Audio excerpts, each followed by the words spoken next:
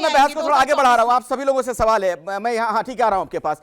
विपक्ष का सबसे बड़ा चेहरा कौन बन सकता है, अब इस पे बात करते हैं। चलिए छोड़िए, बाकी चीजें हो गई। हाँ, जो है ना इनकी राहुल गांधी की कुछ खास बातें हैं। देखिए, राहुल गांधी की जन्मपत्री में विरल नामक एक विपरीत राजयोग है। अगर बात करनी है ना कोई अच्छी, लेकिन वो भी खंडित है गुरु की दृष्टि होने से।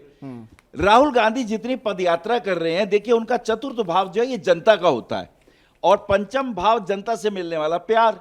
तो इनका फोर्थ हाउस का लॉर्ड जो है वो जन्मपत्री में 6 हाउस में है, और व्यक्तिगत रूप से और सूर्य भी वहां पर है। और गोचर में अगर आप देखेंगे तो वाणी भाव में इस वक्त शनि का गोचर होने वाला है 17 जनवरी से।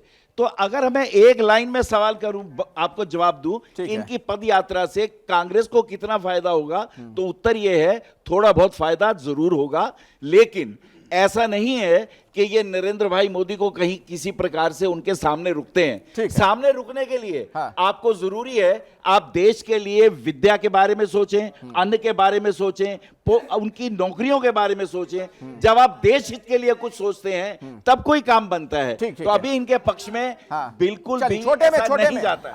अब समय नहीं है, बहुत छोटे में, जिनके पास भी माइक आ रहा है छोटे में बोलिए, आपके साथियों का ख्याल रखिए। आखिरी सवाल जो मैं आपसे पूछ रहा था, उसके बाद दूसरे उसमें जाऊंगा मैं। 1 मिनट, विपक्ष का बड़ा चेहरा कौन नजर आ रहा है? अरविंद केजरीवाल हो सकते हैं, नीतीश कुमार हो सकते हैं, ममता बनर्जी हो सकती हैं, कौन हो सकता है? या राहुल गांधी?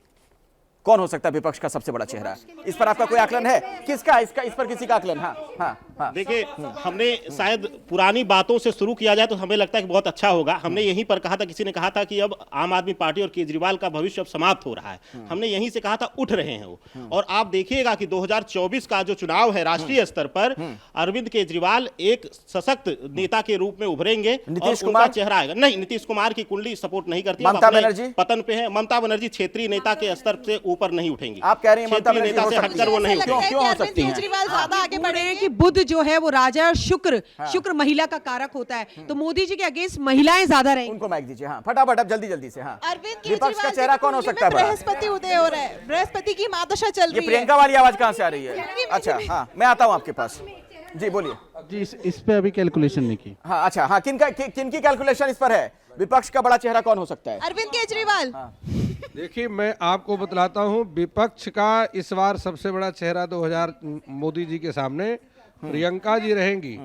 और जब मोदी जी के सामने वही कैंडिडेट महिला होकर के खड़ी होगी तभी मोदी जी की हार निश्चित है। तो ये तो प्रियंका गांधी का नाम को यहाँ पर ले रहे हैं। प्रियंका गांधी आप क्यों कह रहे थे? ऐसा इसलिए कह रहा हूँ, जो इस साल की ग्रह स्थिति है ना, शुक्र और बुध, हालांकि नीति तो मोदी जी की प्रचंड रहेगी, लेकिन कांग्रेस में राहुल गांधी की अपेक्षा प्रियंका गांधी अगर प्रतिपक्ष के रूप में आएंगी तो तब अन्य सब कोई नहीं आएंगे। अभी जो मुद्दा है प्रतिपक्ष के लिए, राहुल गांधी यात्रा कर रहे हैं, भारत जोड़ो यात्रा, लेकिन आप कह रहे हैं कि प्रियंका गांधी से फायदा होगा कांग्रेस तो बहन को मिल जाएगा, क्या बुराई है? हाँ, इनको माइक दीजिए। बिल्कुल नहीं होगा, बिल्कुल ये महिलाओं का साल नहीं है। मैंने पहले भी बोला था कि महिलाओं का साल नहीं है। ऐसा नहीं, ऐसा मैं आपकी इस बात से, महिलाओं का हमेशा साल होता है, हर दिन होता है।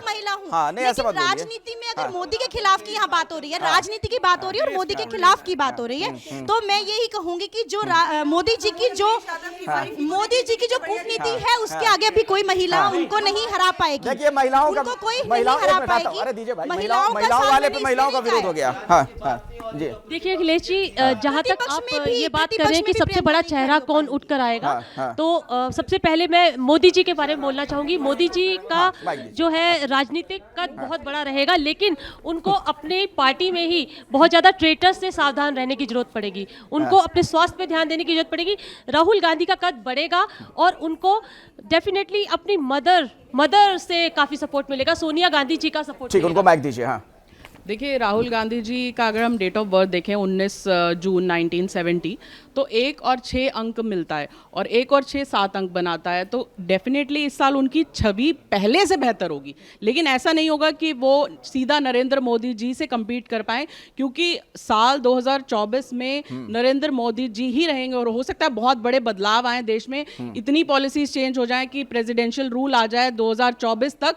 तो कहीं भी नहीं दिख रहा कि राहुल गांधी कॉम्पीट कर पाएंगे। हाँ, नरेंद्र मोदी जी के लिए कुछ परेशानियां अगस्त मंथ तक में रहेंगी in terms of health, but वो उभर जाएंगे, क्योंकि साक्षात शिव भगवान का आशीर्वाद उनके ऊपर है। और 8 अंक है उनका, 8 अंक अपने आप में इन्फिनिटी का अंक होता है। ये राहुल गांधी के लिए आप बात कर रही हैं। नहीं, 8 अंक नरेंद्र मोदी जी का 17 अगर 17 सितंबर 1950 उनका डेट ऑफ बर्थ है, जो अंक बनाता है अंक 8।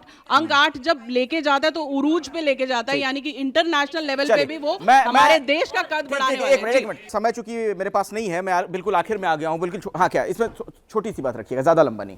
2023 का योग 7 है और नरेंद्र मोदी जी का जो जन्म का दिन है 17 है, 17 का योग 8 है। 8-7 आपस में अति मित्र हैं, इसलिए 2023 में और 2024 में दोनों वर्ष जलवा बरकरार रहेगा। 24 में प्रधानमंत्री बनेंगे नरेंद्र मोदी जी और 23 में उनकी शक्ति में और वृद्धि होगी। आज आप ये शंख जो लाए, एक बार भी आपने बजा के दिखाया नहीं, अभी तक सुनाया नहीं, इसकी आवाज नहीं आई है। एक बार जरा बजा दीजिए, फिर मैं थोड़ा सा आगे बढ़ाता हूँ कार्यक्रम को। हाँ,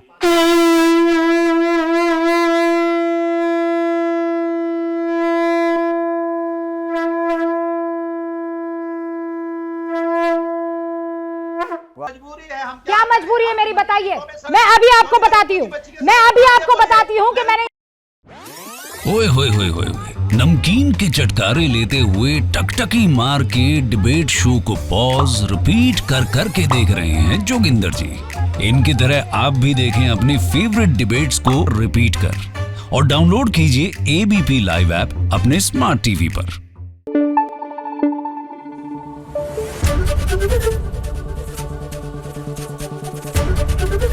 एबीपी न्यूज आपको रखे आगे।